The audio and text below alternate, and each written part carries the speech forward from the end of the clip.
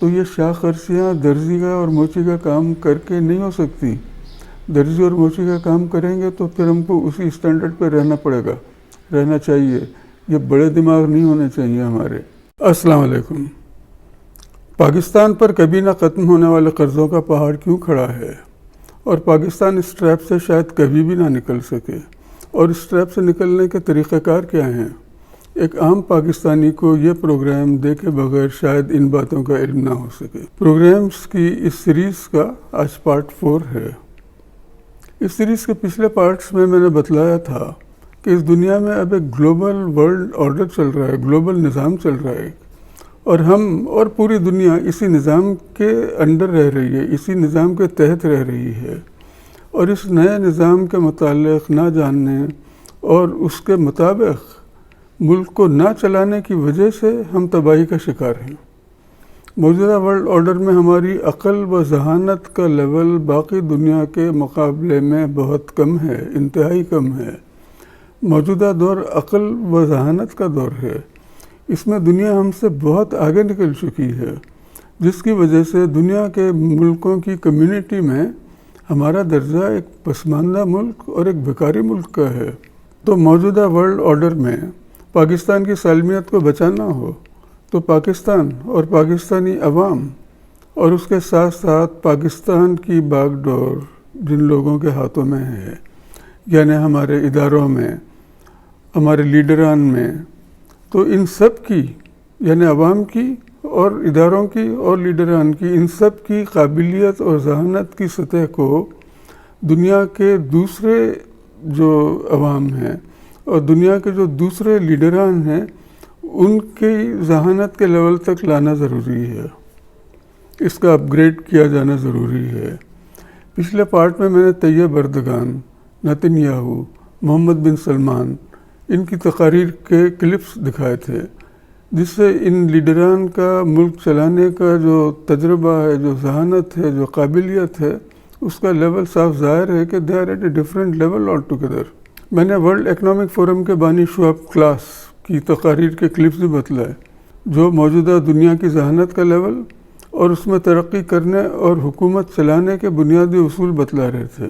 اچھا، پچھلی ویڈیوز میں نے گلوبلائزیشن کے مین پوائنٹس کو کور کیا تھا اور اس کے ایکشن آئٹمز بتلائے تھے کہ پاکستان کے نظام میں کیا کیا اصلاحات کا لایا جانا ضروری ہے، جن کے بغیر ہمارا جو انٹلیکچوئل لیول ہے ہماری عوام کا اور ہمارے لیڈران کا، وہ دنیا کے باقی جو انسان ہیں ان کے برابر نہیں آ سکتا. اور ان ایکشن آئٹمز کے مطابق ملک کو ترتیب دیے بغیر پاکستان اب مزید نہیں چل سکتا. پاکستان کی تباہ حالی میں کوئی کمی نہیں آ سکتی. اچھا، آج کی اس ویڈیو میں ان پوائنٹس کی مزید باریکی میں جاؤں گا اور بتلاؤں گا کہ نمبر 1 کہ ہم موجودہ گلوبلائزیشن کے دور میں ہم بیلنس آف پیمنٹ ٹریپ، جو کہ ڈیٹ ٹریپ سے بھی زیادہ خطرناک ہے، ہم اس سے کیوں نہیں نکل سکتے. ہم کو دیوالیے سے 1-2 سال میں شاید کوئی بچا لے، کوئی ہمارا دوست ملک IMF وغیرہ، آگے کا اللہ حافظ ہے. دیکھیں آپ، ہمارے حکمران ابھی بھی پاکستان کو صدیوں پرانے نظام کے تحت چلا رہے ہیں، بادشاہوں کا نظام جو تھا، اور عوام کو اسی حالت میں رکھا ہوا ہے، وہی پرانے فرسودہ حالتوں میں رکھا ہوا ہے عوام کو.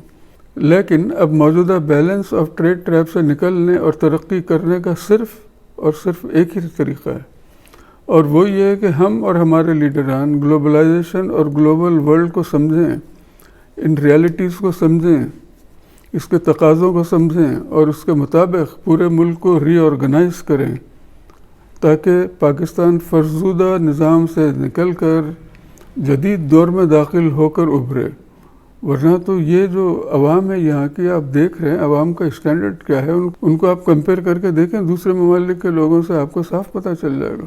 اچھا، تو اس ویڈیو میں کچھ تفصیل سے بتلاؤں گا کہ موجودہ گلوبلائزیشن کے دور میں دوسرے ترقی کرنے والے ممالک کی ترقی کا ماڈل کیا تھا یا کیا ہے، وہ کس قسم کی انڈسٹری لگا رہے ہیں، یا کون سی انڈسٹریز لگا رہے ہیں، یا کون سی سروسز پرووائڈ کر رہے ہیں، جس کی وجہ سے ان کے ہاں یہ بیلنس آف ٹریڈ ٹریپ نہیں ہو رہا ہے.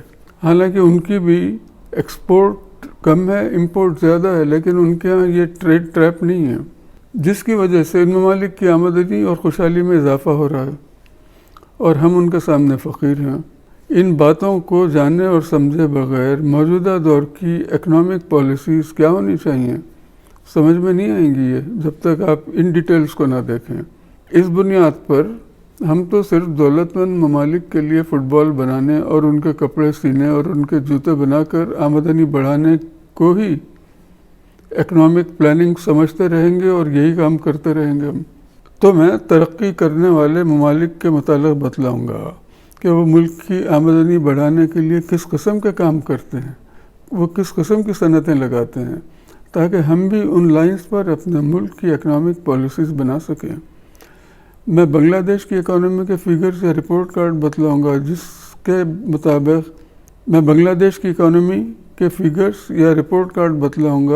مطابق اب بنگلہ دیش بھی ہماری طرح پھنس گیا ہے۔ اس کے مقابلے میں چند کامیاب ممالک جیسے ترکی، ملیشیا، تھائی لینڈ، ان کی اکنامک رپورٹ کارڈز بتلاؤں گا، جس سے ان کی اکنامک پالیسیز یا ترقی کرنے کا ماڈل صاف ظاہر ہو جائے گا۔ اس میں تھائی لینڈ کی کامیاب اکنامک پالیسیز کا ذکر ضرور کروں گا، جنہوں نے اپنی ترقی کا سفر خواتین یا کم عمر لڑکیاں ان کے جسم فروشی سے شروع کیا تھا، لیکن آج تھائی لینڈ دنیا کا ایک صنعتی ملک ہے۔ اس کے علاوہ ہمارے موجودہ پورے ملک کا الٹا جو نظام ہے ہمارا اکنامک نظام ہے اس وقت، اکنامک سسٹم جو ہے اس وقت، وہ بھیک، زکوٰۃ اور خیرات وغیرہ پر مبنی ہے۔ کرٹیکل رول ہے ان کا ہماری اکانومی میں اس کو بھی کچھ کور کروں گا اور ہم کو اس سے نکلنا ضروری ہے۔ Let me start. اب میں شروع کرتا ہوں اصل مسئلے کی طرف کہ ہم پر یہ قرضوں کا پہاڑ کیوں کھڑا ہوا۔ دیکھیں، آپ اس کا سمجھنا ضروری ہے۔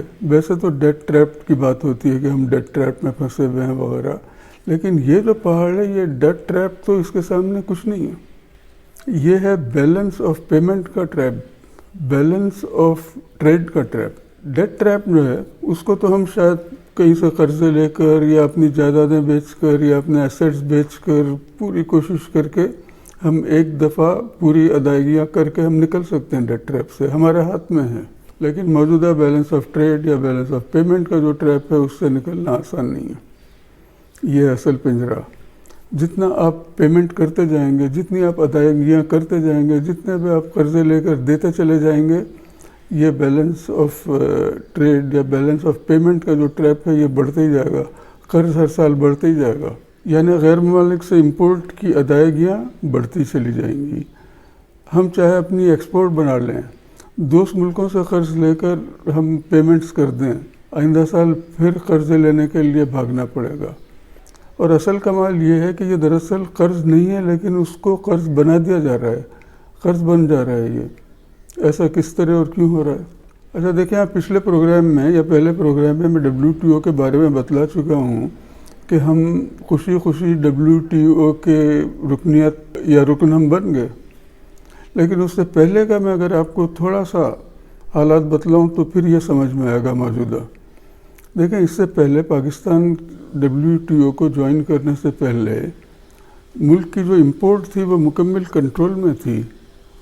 اچھا، جسے بھی یا جس ادارے کو بھی غیر ممالک سے امپورٹ کرنا ہو یا سامان درآمد کرنا ہو تو اس کے لیے امپورٹ لائسنس حاصل کرنا ضروری ہوتا تھا حکومت سے۔ حکومت پاکستان کا جو بھی ڈپارٹمنٹ ہے، مجھے یاد نہیں ہے، ان سے امپورٹ لائسنس لینا پڑتا تھا، اور حکومت کا امپورٹس پر اور اس کی ادائیگیوں پر مکمل قابو ہوتا تھا۔ ایک طرف تو فورن ایکسچینج پورا، جو میں پہلے بتلا چکا ہوں کہ فورن ایکسچینج اسٹیٹ بینک کے کنٹرول میں تھا، تو ہم کو پتا تھا کہ ہمارے ہاں ڈالر کتنے ہیں۔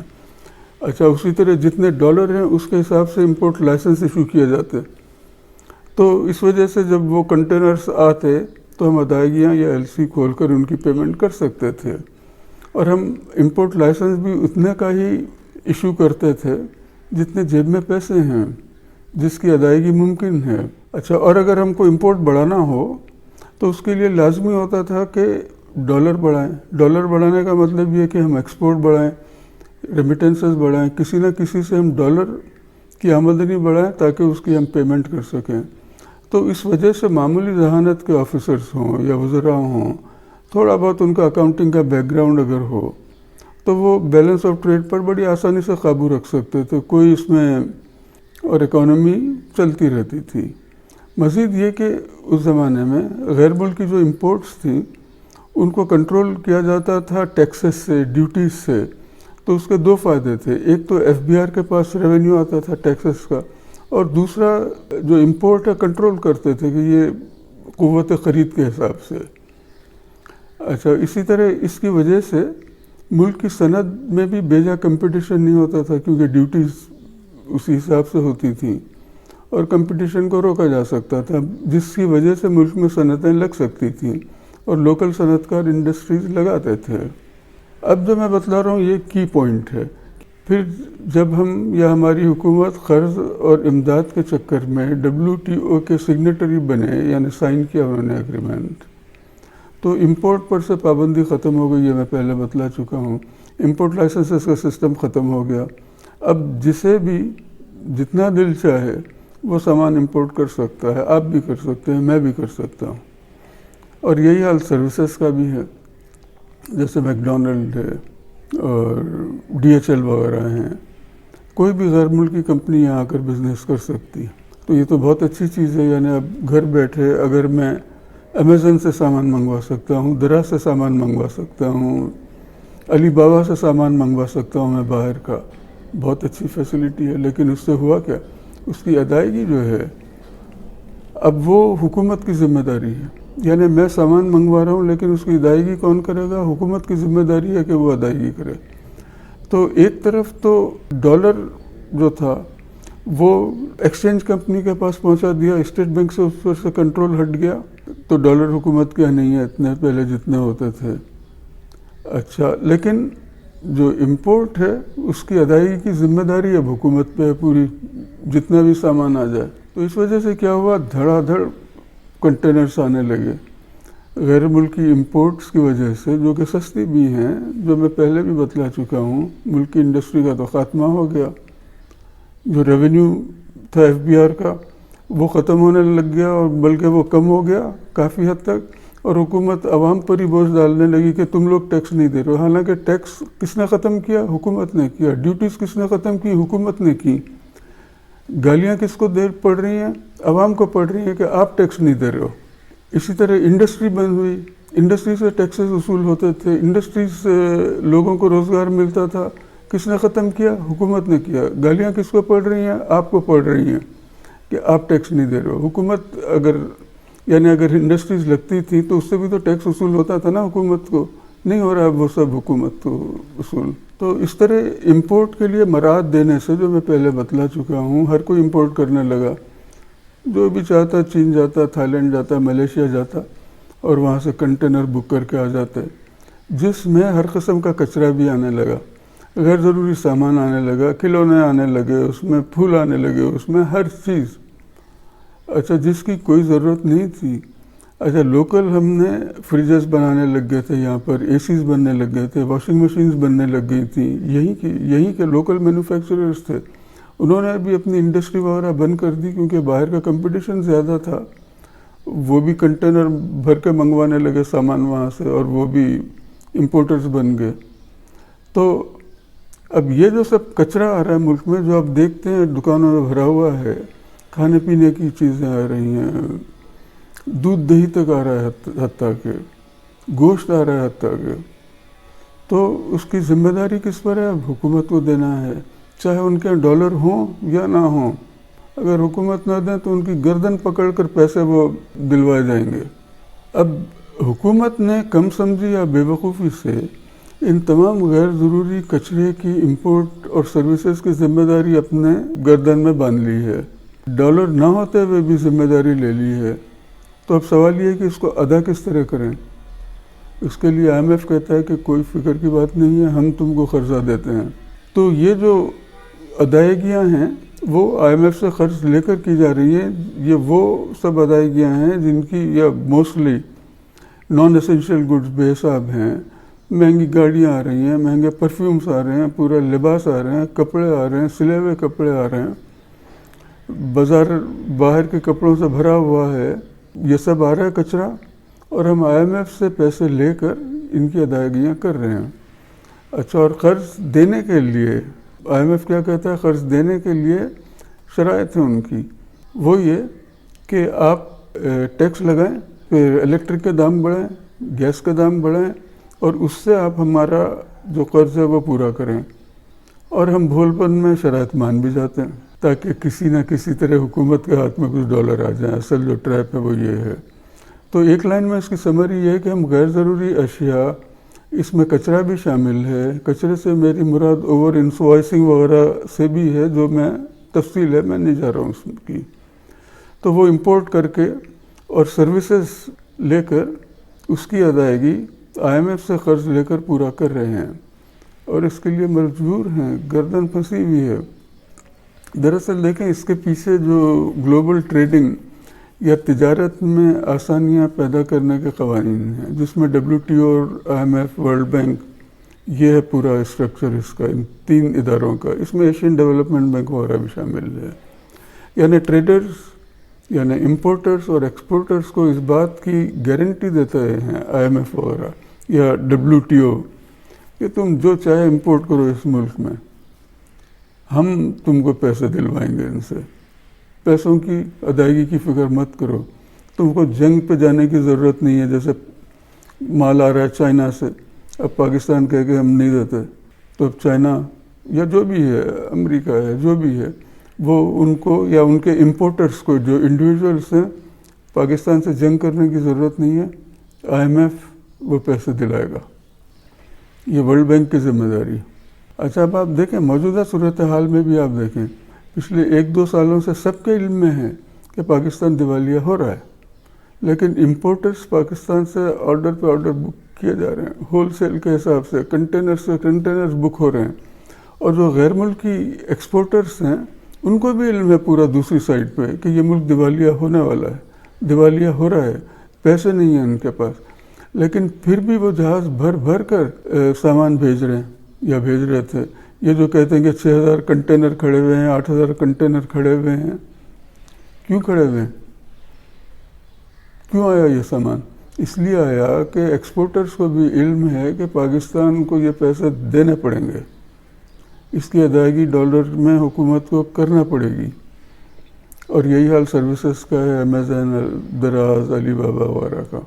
اچھا، اب میں کچھ موجودہ صورتحال کے بارے میں بات کروں گا، and I may be wrong here as I am not connected with the government processes۔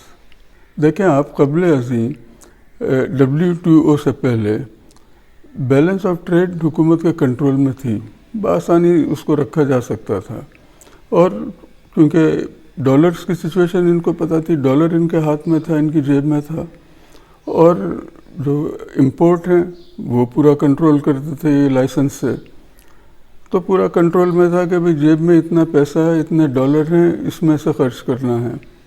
لیکن اب کی جو حکومتیں ہیں آفٹر دا WTO یا in the new global world order, اب حکومت کو اس بات کا علم ہی نہیں ہوتا اور نہ ہو سکتا ہے کہ ہمارے یہاں ڈالر کتنے آئیں گے ہماری جیب میں، اور نہ ان کو یہ پتہ ہے کہ آئندہ مہینوں میں یا آئندہ ہفتوں میں ہماری امپورٹ کتنی ہوگی، ہم کو کتنے پیسے دینے ہیں، کتنی ادائیگیاں کرنا ہے۔ آپ خود غور کریں کہ یہ کتنی بے بسی کی بات ہے، یہ کتنی دردناک سچویشن ہے کہ حکومتی اداروں کو یا جو مینیجرز ہیں، جو فائنانس مینیجرز ہیں، ان کو علم ہی نہیں ہو سکتا کہ امپورٹ کا بل کتنا آئے گا یا ڈالر کتنے آئیں گے، تو کس طرح یہ حکومت چلا لیں گے آخر؟ حکومت کیا، یہ تو ایک کمپنی بھی اگر ان کو پتہ نہ ہو کہ ریونیو کیا آ رہا ہے اور ایکسپنسز کیا ہونے والے ہیں، تو وہ کس طرح بجٹ بنائیں گے؟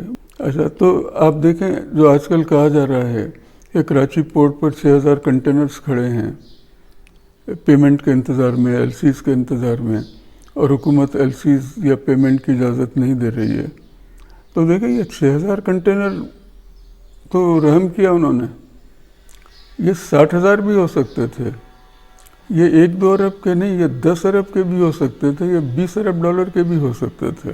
اسی طرح سروسز کا حساب کتاب ہے جو کہ اور زیادہ خطرناک ہے کہ غیر ملکی اداروں کا اپنا منافع ریپیٹریٹ ڈالر میں بھیجنے کا بل کتنا ہوگا آخر؟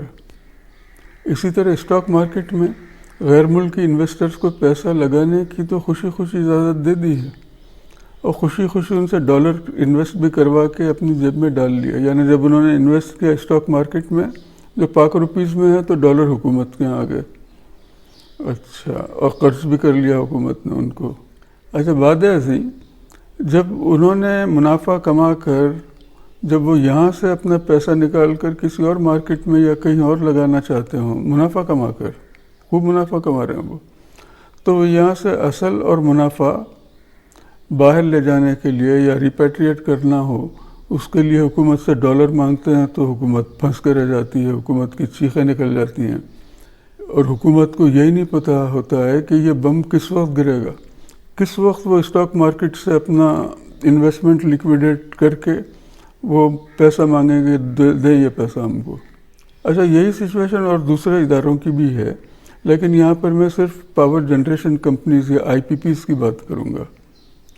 جب یہ پاور پلانٹس یہاں پیسہ لگاتے ہیں، انویسٹ کرتے ہیں، تو سب خوشی سے ان کی باتیں کھل جاتی ہیں کہ یہ ایف ڈی آئی آ رہا ہے، یہ غیر ملکی انویسٹرز ہماری اکانومی میں کانفیڈنس شو کر رہے ہیں اور وہ یہاں انویسٹ کر رہے ہیں، ایف ڈی آئی ہے، یہ ڈالر آ رہے ہیں. لیکن جب وہ یہاں سے منافع ڈالر میں ریپیٹریٹ کرنا چاہتے ہیں تو ذمہ داری حکومت کی ہے کہ اب ڈالر دیں ان کو، کیونکہ ایگریمنٹ ایسے کیے ہیں کہ حکومت ان کو ریپیٹریشن کی ڈالر فراہم کرے گی منافع کے لیے بھی. اچھا، تو اب حکومت کی ذمہ داری ہے کہ ڈالر دیں، ورنہ یہ جو انویسٹرز ہیں وہ پاکستان کو انٹرنیشنل کورٹ میں لے جا کر پیسہ وصول کر لیں گے، دھمکیاں دیتے ہیں وہ. تو حکومت کہیں نہ کہیں سے پہلے ان کی ادائیگیاں کر دیتی ہے. میرے خیال میں جو پاکستانی انویسٹرز ہیں آئی پی پی کے، انہوں نے بھی اپنی انویسٹمنٹ جو کی ہوئی ہے ایز اے فورن کمپنی کی ہوئی ہے، فورن رجسٹرڈ کمپنی، تاکہ وہ ڈالر میں یہاں سے پیسہ ریپیٹریٹ کر سکیں. ہماری حکومتوں کی عقل مندی سے آپ انکار نہیں کر سکتے، چالاکی سے انکار نہیں کر سکتے. تو جو بھی حکومت ہے وہ یہ کرتی ہے یا یہ ترکیب چلتی ہے کہ ڈالر تو لے لو، ابھی ایف ڈی آئی لے لو، انویسٹمنٹ لے لو، کارکردگی بتلاؤ کہ ہمارے دور میں اتنا ایف ڈی آئی آ رہا تھا، ہمارے دور میں جی ڈی پی اس حساب سے بڑھ رہا تھا. لیکن اس کی جو ادائیگی ہے وہ آئندہ جو آنے والی حکومت ہے اس کی گردن سے باندھ دو کہ وہ چیختا چلاتا پھرے کہ یہ میں کہاں سے پے کروں آخر.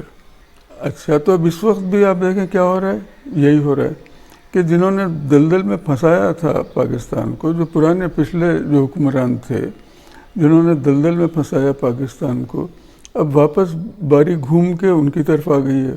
جو بھی حکومت لانے والے ہیں انہوں نے کہا کہ بھئی یہ جو نیا کھلاڑی آیا ہے اس سے تو نہیں چل رہا ہے، آؤ واپس چلاؤ حکومت.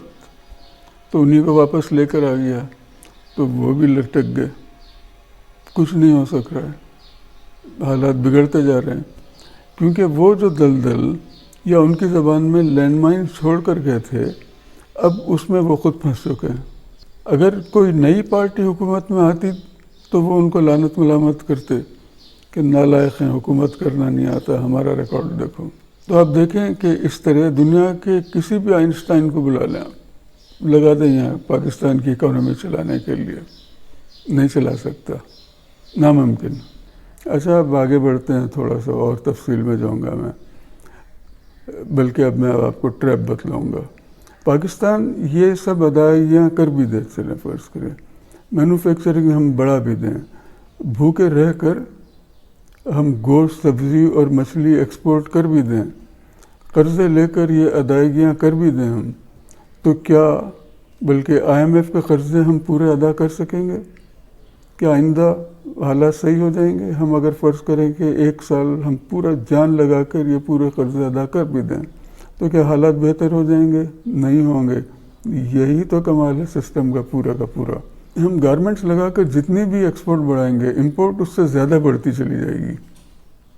جتنے بھی ہم یعنی ایکسپورٹ بڑھائیں گے، جتنے بھی ہم ریمیٹنسز بڑھائیں گے، جتنے بھی ہم آم بھیجیں گے باہر، تو جو ایکسپورٹ میں جو کچرا آ رہا ہے وہ اور بڑھتا چلا جائے گا، اس کا بل اور بڑھتا چلا جائے گا. آئندہ سال اس سال سے زیادہ قرض لینا پڑے گا. کیونکہ امپورٹ پر ہم پابندی نہیں لگا سکتے، یہ WTO کر رہا ہے. ہماری ایکسپورٹ کرنے کی جتنی بھی اہلیت ہے، امپورٹ اس سے زیادہ تیزی سے بڑھے گی، اس سے زیادہ قرض لینا پڑے گا. میں آپ کو بنگلہ دیش کی مثال دیتا ہوں، جو بنگلہ دیش جو ڈارلنگ آف دا ورلڈ تھا. اب آپ دیکھیں ذرا، یہ آپ دیکھیں، یہ فگرز میں جو شو کر رہا ہوں، یہ 2007 سے 2019 تک امپورٹ ایکسپورٹ کی فگرز ہیں، ساتھ میں ریمیٹنسز بھی دیے ہوئے ہیں. تو آپ دیکھیں جتنی بھی وہ ایکسپورٹ کر رہے ہیں، امپورٹ ہر سال اس سے 1.5 گنا زیادہ ہے. یعنی وہی جو پاکستان میں جو پرابلم ہے، وہی پرابلم ان کے یہاں بھی ہے کہ بیلنس آف ٹریڈ نہیں ہے. جتنا بنگلہ دیش ایکسپورٹ کرتا ہے اس سے کہیں زیادہ، 1.5 گنا زیادہ وہ امپورٹ کر رہا ہے. اچھا، تو پھر سوال یہ ہے کہ وہ پیمنٹ پھر کس طرح ہوتی ہیں؟ پیمنٹ ہوتی ہیں ریمیٹنسز، جو بنگالیوں کے ریمیٹنسز آتے ہیں غیر ملکی، اس سے وہ پیمنٹ ہوتے تھے ابھی تک، یعنی 2019 تک یہی چل رہا تھا. لیکن اب 2021-22 میں جو نوبت آ گئی ہے، اب آپ یہ دیکھیں، ایکسپورٹ ہیں 52 بلین کے، امپورٹس ہیں 82 بلین کے، اور قرض ان کا کتنا ہے؟ $72 بلین. اچھا، اب یہ جو فرق ہے، یعنی 52 اور 82 بلین ڈالرز میں، تو اب جو ریمیٹنسز ہیں اس سے یہ پورا نہیں ہو سکتا. ابھی تک یہ جو $72 بلین جو میں نے ایکسپلین کیا، وہ تو IMF دے رہا تھا کہ بھئی کرو تم امپورٹ، یہ لو پیسے. تو اب ان کو بڑے قرض لینا پڑے گا.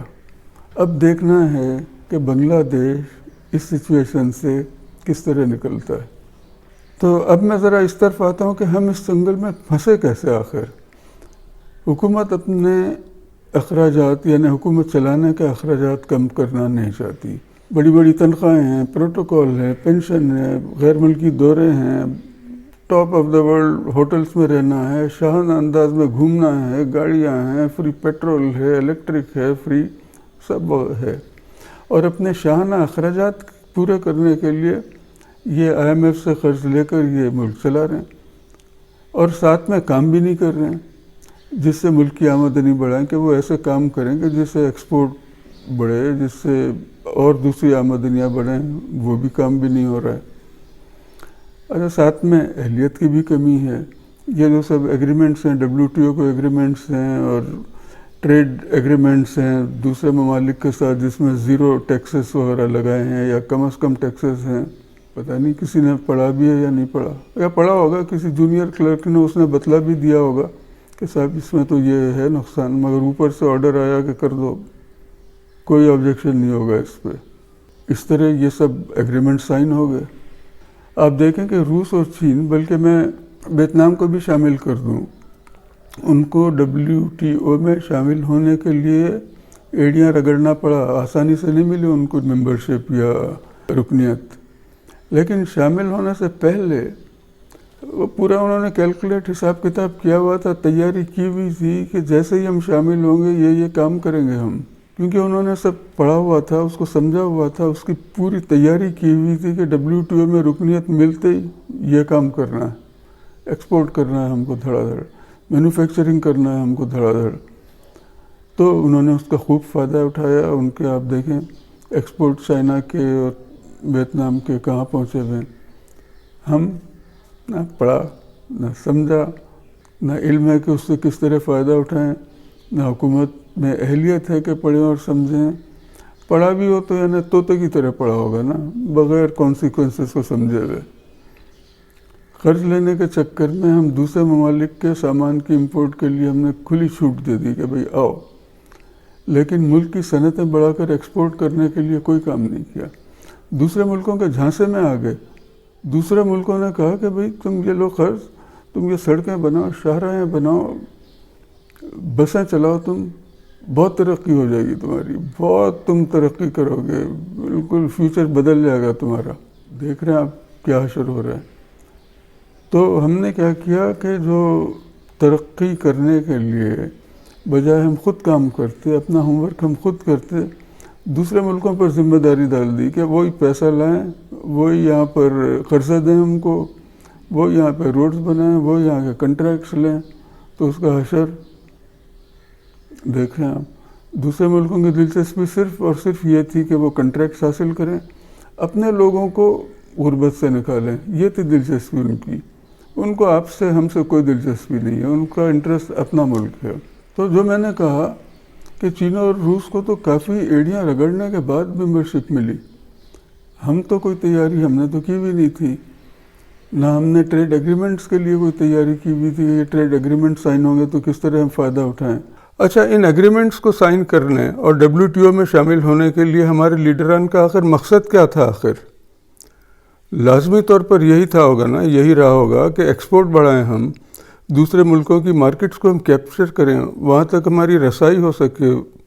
تو ہمارے لیڈران نے ایسے کیا پروڈکٹس نکالے، ایسی کیا نئی صنعتیں شروع کیں یا کروائیں تاکہ ہم ملک میں دوسرے ملکوں کا یہ جو مال فلڈ ہو کے آ رہا ہے اس کا مقابلہ کر سکے ہماری انڈسٹری۔ اچھا، دوسرا سوال یہ کہ کیا ہماری حکومت نے ہماری صنعتوں کی مدد کی کوئی، تاکہ ان کی کوالٹی بہتر ہو، ان کی قیمت کم ہو، ان کی پروڈکٹیوٹی بڑھے، تاکہ یہ غیر ملکی سامان کا مقابلہ کر سکیں، ایکسپورٹ بڑھا سکیں؟ کیا ہمارے لیڈران کو ذرا سا بھی احساس تھا یا کوئی انہوں نے اسٹڈی کی تھی کہ ان ایگریمنٹس کا اثر کیا ہوگا آخر پاکستان کے اوپر؟ کیا ان کو احساس تھا کہ دنیا ایک نئی طرف جا رہی ہے؟ اچھا، آپ دیکھیں، اب دنیا پچھلے 20-30 سال سے نالج اکانومی کی طرف بڑھ رہی ہے، اور اس وقت نالج اکانومی ہے۔ تو کیا ہمارے لیڈران نے کوئی پلان بنایا یا کوئی قدم اٹھایا تاکہ ہمارے ورکرز کی کوالٹی بہتر ہو، تاکہ ان کی کیپیبلٹیز بڑھیں، تاکہ یہ جو الیکٹرانک انڈسٹری ہے اور جو باقی ہائی ویلیو انڈسٹری ہے وہ بجائے ویتنام جانے کے، وہ بجائے تھائی لینڈ جانے کے، وہ ہمارے پاس آئے؟ کوئی ایسی انڈسٹریز آئیں ہمارے پاس؟ کوئی ورکرز کی کوالٹی ہم نے امپروو کی؟ نہیں کی نا، کچھ بھی نہیں کیا۔ اور اگر کوئی پلان تھا اس طرف جانے کا کسی کا، تو کیا یہ صرف دماغ میں تھا یا اس کے لیے کوئی بجٹ میں پروویژنز رکھے گئے تھے؟ بجٹ میں کوئی پلاننگ کی گئی تھی، بجٹ میں پیسہ ڈالا ہوا تھا کہ بھئی یہ کام ہونے ہیں، اس کے لیے یہ پیسہ ریزرو ہے؟ کوئی بلو پرنٹ تھا اس کا؟ سب کو علم ہے کہ ایسا کچھ بھی نہیں کیا گیا، صرف اور صرف ٹیبل پہ بیٹھ کے ایگریمنٹ سائن کر کے دوسروں کو اجازت دے دی کہ وہ ہماری مارکیٹس کو فلڈ کر دیں۔ تو آپ کو علم ہے کہ ملک کی کیپیبلٹیز بڑھانے کے لیے اور نالج اکانومی کی طرف بڑھنے کے لیے کوئی اسٹیپس نہیں لیے گئے۔ آخر میرا سوال یہ ہے کہ ہم کس خوشی میں WTO میں شامل ہو گئے؟ آخر ہم ایسا کیا مینوفیکچر کر رہے تھے جس کی ایکسپورٹ کرنے کے لیے WTO کی ضرورت تھی؟ صرف عام جھینگا اور مچھلی کی ایکسپورٹ کے لیے؟ صرف دوسرے ممالک کو فائدہ پہنچانے کے لیے؟ اچھا، آپ دیکھیں، یہ آج کے اخبار کی خبر ہے۔ جو میں نے پہلے کہا تھا کہ ہم امپورٹ پر پابندی نہیں لگا سکتے، تو یہ آج کے اخبار کی خبر ہے کہ جرمنی نے ان کی مہنگی گاڑیاں جیسے مرسیڈیز وغیرہ ہیں، ان کے LCs کی پاکستان میں امپورٹ کی پابندی لگانے پر احتجاج کیا ہے۔ ہم مر رہے ہیں لیکن مرسیڈیز گاڑیاں ان کی امپورٹ کم نہیں کر سکتے، لینی پڑیں گی۔ اچھا، آپ دیکھیں، بیلنس آف ٹریڈ کا جو مسئلہ ہے، جو ہمارا مسئلہ ہے، جو بنگلہ دیش کا بھی مسئلہ ہوگا، وہ دوسرے کامیاب ممالک کے پاس بھی ہے۔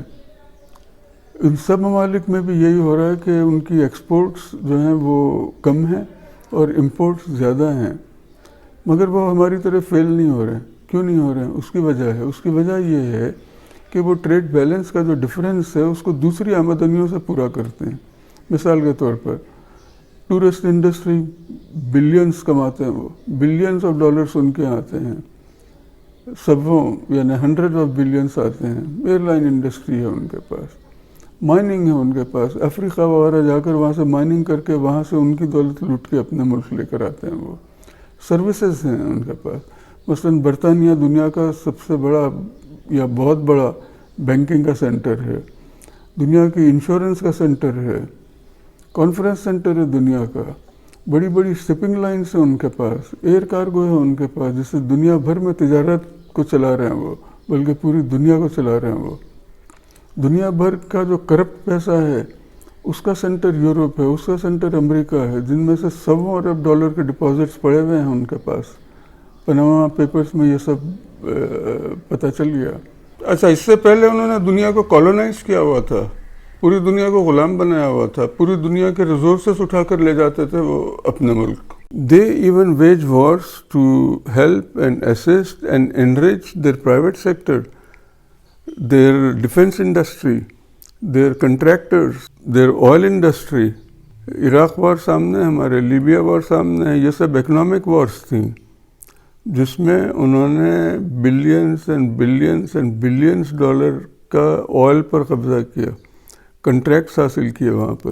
نہ صرف یہ بلکہ وہ اور بھی پیسہ جنریٹ کر رہے ہیں, وہ اپنے ملک کی جو ایسٹس ہیں, جو پراپرٹیز ہیں وہ بیچتے ہیں. تو دنیا بھر سے لوگ ان کے پاس ان کے ریئل اسٹیٹ میں پیسہ لگا رہے ہیں, وہاں جا کر پراپرٹی خریدتے ہیں. تو یہاں سے پیسہ یہاں پراپرٹی بیچ کر ایلیگل طریقوں سے وہاں ٹرانسفر کرتے ہیں. اس کا کہیں کوئی ذکر نہیں آئے گا کہ یہ سب پیسہ کس طرح آ رہا ہے, ان سے کوئی نہیں پوچھتا.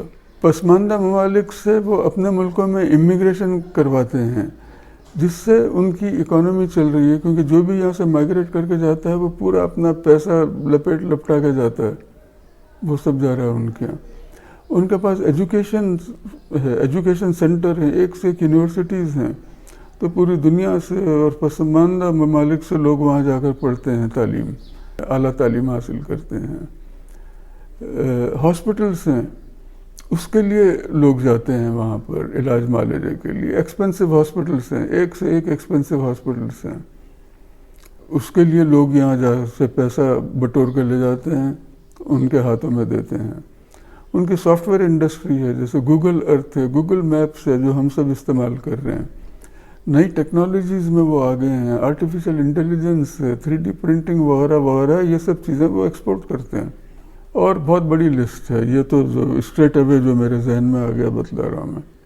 اچھا دیکھیں, لازمی نہیں ہے کہ خوشحالی کے لیے چین اور جاپان کی طرح صرف مینوفیکچرنگ پر انحصار کیا جائے. ہمارے پڑوس میں دبئی ایک نیا ماڈل لے کر آیا ہے. آبادی اور ریسورسز میں کمی کی وجہ سے سنگاپور کی طرح یہ مینوفیکچرنگ نہیں کر سکتے تھے, تیل ان کے یہاں ہے نہیں, لیکن آپ دیکھیں کس کمال سے یہ دولت پیدا کر رہے ہیں. میں اس کی تفصیلات یعنی دبئی ماڈل کی تفصیلات میں تو نہیں جاؤں گا, لیکن میں نے یہ جو اوپر سب کام گنوائے ہیں, دبئی ان میں سے بیشتر پر عمل کر رہا ہے, بلکہ ایکسل کر رہا ہے, ملک کی دولت میں اضافہ ہو رہا ہے. صرف ایک پوائنٹ کا ذکر کروں گا جس سے میرا پوائنٹ واضح ہو. دبئی نے کام کرنا شروع کیا کہ دبئی کو ٹرانس شپمنٹ کا ریجنل ہب بنایا جائے, لیکن صرف یہ ٹرانس شپمنٹ کا ہی ہب نہیں رہا, بلکہ بیشتر اوقات دبئی سامان اوریجنل مینوفیکچرر سے کم قیمت اور اس سے کم مدت میں مہیا کر سکتا ہے, جس کی وجہ سے ہم یہ سب سامان بجائے جاپان سے ڈائریکٹ آرڈر کرنے کے ہم دبئی سے خریدتے ہیں. اچھا, عموماً یہ سمجھا جاتا ہے کہ دبئی تیل کی دولت پر ترقی کر رہا ہے, جو کہ غلط ہے. میں ایمریٹس ایئر لائن کا کیس بتلاؤں گا آپ کو. آج سے 40 سال قبل ایمریٹس ایئر لائن PIA سے ایک جہاز لیز پر لے کر انہوں نے کام شروع کیا, اور ان کی ایئر لائن چلانے میں مہارت اور کارکردگی کی وجہ سے انویسٹرز اور ایئر لائن مینوفیکچررز جیسے بوئنگ ہیں یا ایئر بس ہیں, ان کو بلینس آف ڈالرز کے جہاز قرض پر دیتے رہے. وہ لائن لگا کر کھڑے ہو گئے کہ جہاز لیں ہم سے, کیونکہ انہیں یقین تھا کہ ان کو ان کا پیسہ بماسود واپس مل جائے گا. اچھا, آج ایمریٹس کی فلیٹ میں تقریباً 1000 جہاز ہیں. تو اگر کمپنی اور ملک ایمانداری اور مہارت سے چلائے جائیں تو ڈالرز کا ڈھیر لگ جاتا ہے. یہی ہے کیپٹلسٹ سسٹم. اس کے مقابلے میں ہماری آپ دیکھیں ایئر لائنز دم توڑ رہی ہیں, پرائیویٹ ایئر لائنز دم توڑ رہی ہیں. صرف ڈومیسٹک سیکٹر میں ہی عوام کو لوٹ کر, ان کا ماڈل ہے عوام کو لوٹنا, عوام کو لوٹ کر تھوڑا بہت منافع کما رہی ہیں, نہیں بڑھ پائیں یہ. حالانکہ یہ ایمریٹ سے زیادہ بڑھ سکتی تھی, ہوم گراؤنڈ ہے ان کا یہ. تو ہمارے معاشی ماہرین بھی دبئی ماڈل سے سیکھ سکتے ہیں, دولت پیدا کر سکتے ہیں. اچھا, اب ذرا ان کی انڈسٹریز بھی دیکھیں کہ کن انڈسٹریز میں ہیں وہ. دوسری جنگ عظیم کے بعد امریکہ نے اپنی کم اجرت اور محنت طلب جو کام تھے, جیسے گارمنٹ اور ٹیکسٹائل ہے, سب سے پہلے اس کو جاپان اور ایشیائی کے ملکوں کو, کوریا وغیرہ کو ٹرانسفر کیا. اس کے بعد امریکہ اور یورپ نے اسی قسم کے دوسرے کاموں کو ایشیائی ممالک میں ٹرانسفر کر کے خود ہائی ویلیو مینوفیکچرنگ میں آ گئے, جس میں گارمنٹ اور ٹیکسٹائل کے ساتھ ساتھ انہوں نے کاریں بنانی چھوڑ دی، انہوں نے ٹی وی بنانا چھوڑ دیا، وہ فریج بنانا چھوڑ دیا، انہوں نے اے سیز ہیں، کنزیومر گڈز ہیں، کراکری ہے، کٹلری ہے، سب کا سب انہوں نے کہا لے جاؤ یہ کچرا یہاں سے۔ ان کی کیا انڈسٹری ہے؟ مہنگی، high value products and services both. ہم سوچ بھی نہیں سکتے، ہم تو گارمنٹس میں ہی پھنسے ہوئے ہیں، ہم چاہتے ہیں کہ ایکسپورٹ کریں۔ اسی طرح آپ دیکھیں آج کل فری لانسنگ پر زور ہے، سب کہہ رہے ہیں کہ فری لانسنگ میں بہت پیسے ہیں اور پاکستانیوں کو تھوڑا بہت ٹرین کر کے اس میں ہم پیسے کما سکتے ہیں۔ اچھا، فری لانسنگ کیا ہے؟ انٹرنیٹ پر ترقی یافتہ ملکوں سے یہ کام حاصل کیا جاتا ہے، اور کیا کام ہوتے ہیں؟ یہی چھوٹے موٹے کام جو ان کے محنت طلب کام ہیں وہ ہم کو ٹرانسفر کرتے ہیں، جسے ہمارے نوجوان سستی اجرت پر کام کر کے دے دیتے ہیں ان کو۔ ماڈل وہی ہے، یہ درزی والا ماڈل یہی ہے، وہ جوتے سینے والا، اسی کام میں آئی ٹی وغیرہ کا بھی یہی سستا بیکار کام ہم لے کے محنت کا کام کر کے ہم ان کو دے رہے ہیں۔ اچھا، اب اس میں ہم اپنے نوجوانوں کو بھی الزام نہیں رکھ سکتے، کیونکہ حکومتیں ملازمتیں پیدا نہیں کر رہی ہیں، تو بیچارے خود اپنے لیے اپارچونیٹیز اس طرح پیدا کر رہے ہیں، تھوڑی بہت ٹریننگ لے کے وہ پیسہ کما رہے ہیں۔ فائدہ اس کا بھی کس کو ہو رہا ہے؟ حکومت کو ہو رہا ہے، حکومت کو فارن ایکسچینج مل رہا ہے۔ تو ذرا ان کی انڈسٹریز آپ دیکھیں، پاور پلانٹس لگاتے ہیں، وہ بڑے بڑے پاور پلانٹس لگاتے ہیں، انڈسٹریل پلانٹس لگاتے ہیں، وہ ایئر کرافٹ مینوفیکچرنگ ہے، ایئر کرافٹ انجن بناتے ہیں، وہ ایویونکس میں ہیں، وہ ڈیفنس کا اکوپمنٹ ہے، میڈیکل اکوپمنٹ ہے، ایکس رے کی مشینیں ہیں، الٹرا ساؤنڈ مشینیں ہیں، سرجیکل اکوپمنٹ ہے ایک سے ایک، فارماسیوٹیکلس میں ہیں، وہ دوائیں ہیں جو ضروری چیزیں ہیں۔ اچھا، وہ ایک اور بھی کام کرتے ہیں جو ہمارے لیے بہت مشکل ہے، وہ یہ کہ مینوفیکچرنگ آف مینوفیکچرنگ پلانٹس، یعنی وہ ایسے پلانٹس بنانے کی اہلیت ہے ان میں جس سے وہ مینوفیکچرنگ کر سکیں۔ مثال دوں میں آپ کو، اب اگر ہم کو ٹیکسٹائل فرض کیجیے بڑھانا ہے، یا گارمنٹس ہم کو بڑھانا ہے، ایکسپورٹ کرنا ہے، تو پہلے ہم ان کو بلینس آف ڈالر یا ملینس آف ڈالر دے کے مشینیں خریدنی پڑیں گی، پلانٹس خریدنے پڑیں گے ہم کو۔ اگر ہم کو الیکٹرک کا نظام صحیح کرنا ہو تو جنریٹرز بڑے بڑے ہم کو لانے پڑیں گے ان سے۔ تو ہم کو جو بھی مینوفیکچر کرنا ہو یہاں پر تو اس کی مشینیں ہم کو وہاں سے لینی پڑیں گی۔ اچھا، اسی طرح مائننگ ہے، ریفائنریز ہیں ان کی، آئل ایکسپلوریشن ہے، ڈرلنگ میں وہ ہیں، اور وہ سب ان سب کی مشینیں بناتے ہیں، ڈرلنگ مشینیں بناتے ہیں، آئل ایکسپلوریشن کی مشینیں بناتے ہیں، آئل ایکسپلوریشن کے لیے سمندر میں وہ شپس بناتے ہیں۔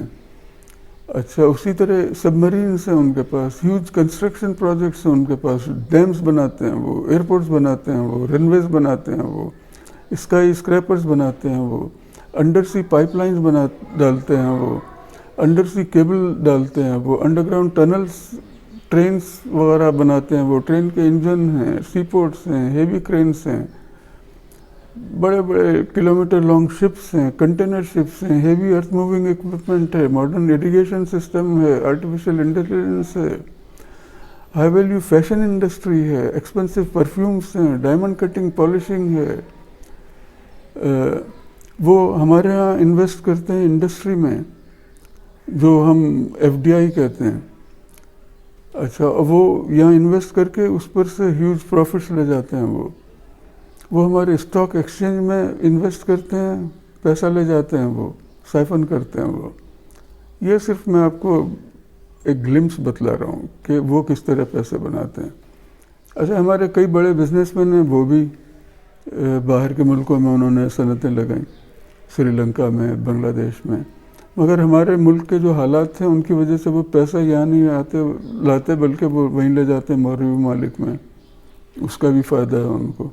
تو اب میں نے جو پہلے سوال کیا وہ پھر دہراؤں گا کہ بھئی ہم کس خوشی میں WTO کے ممبر بن گئے، ہم کس خوشی میں ٹریڈ ایگریمنٹ سائن کر رہے ہیں، ہم کیا مینوفیکچر کر رہے ہیں۔